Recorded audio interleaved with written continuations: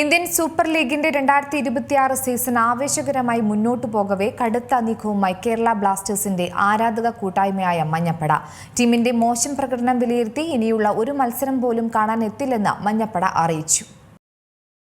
Indian super ലീഗിന്റെ 2026 season പുരോഗമിക്കവേ ബഹിഷ്കരണാഹ്വാനവുമായി മഞ്ഞപ്പട. കേരള ബ്ലാസ്റ്റേഴ്സിന്റെ ആരാധക കൂട്ടായ്മയാണ് മഞ്ഞപ്പട. ഇന്ത്യയിലെ തന്നെ ഏറ്റവും വലിയ ഫാൻസ് കൂട്ടായ്മയിലൊന്ന്.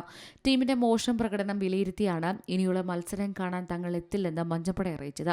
നമ്മളിപ്പോൾ കാണുന്നത് ഒറ്റത്തവണ മാത്രം സംഭവിക്കുന്നൊരു മോശം സീസണല്ല, തുടർച്ചയായ മോശം തീരുമാനങ്ങളുടെയും വ്യക്തമായ ഫുട്ബോൾ ഐഡന്റിറ്റിയുടെയും പൂർണ്ണമായ അഭാവത്തിന്റെയും ഫലമാണ്. ഒരു സ്പോർട്ടിംഗ് ഡയറക്ടറുടെ പങ്ക് ദീർഘകാല കാഴ്ചപ്പാട് കെട്ടിപ്പടുക്കുന്നു, കളിക്കാനുള്ള ഒരു തത്വചിന്ത സ്ഥാപിക്കുന്നു, സീസണുകളിലുടനീളം സ്ഥിരത ഉറപ്പാക്കുക എന്നിവയാണ്. എന്നാൽ ഓരോ സീസണിലും ഈ ടീം നിർമ്മിക്കുന്നതിലോ കളിക്കുന്നതോ ഒരു ദൃശ്യമായ ഐഡന്റിറ്റിയുമില്ല.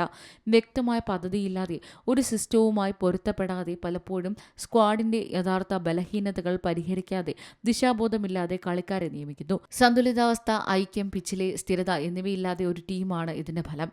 ആസൂത്രണത്തിലെ ഈ പരാജയം ക്ലബിനെ തകർത്തു.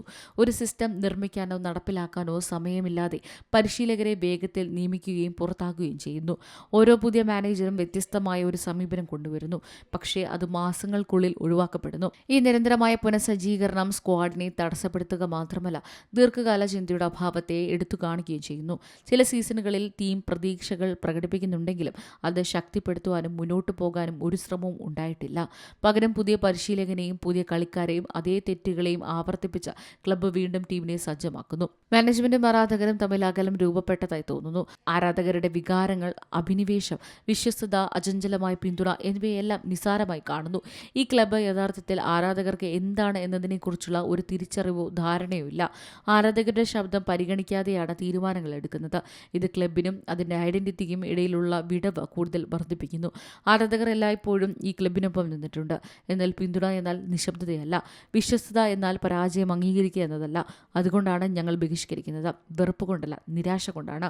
ക്ലബ്ബ് ഉപേക്ഷിക്കാനല്ല, മറിച്ച് അതിനായി മികച്ചത് ആവശ്യപ്പെടാനാണ്.